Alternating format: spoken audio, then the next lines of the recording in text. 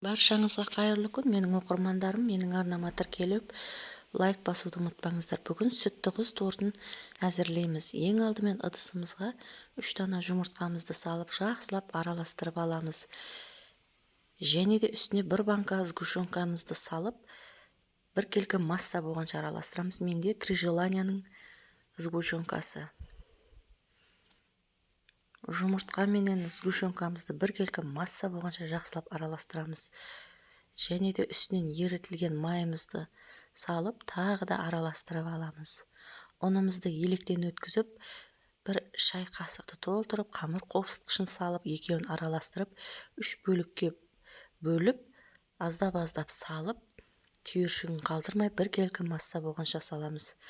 Достар, менің арнама тіркеліп, өз үлестеріңізді қоса кетіңіздер, және де каналымның дамуына қолдауларыңызды күтемін.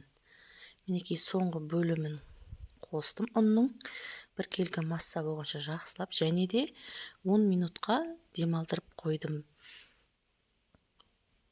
Достар, мен креміне қаймақпенен сгущенкадан жасай салдым. Сіздер өз қалауларыңыз бойынша жасасаңыздар болады кремін.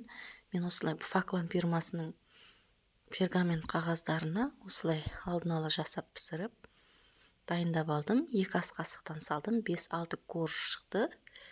Өздеріңіз қалауларыңыз бойынша жасап көруге кеңес беремін. Өте тәтті және дәмді торт шығады. Менің видеом толық түспей қалыпты. Осындай формаға корждарымды салып, дайындаған кремімді салып, осылай жасап алдым. Сіздер өз қалауларыңыз бойынша жасап көріңіздер.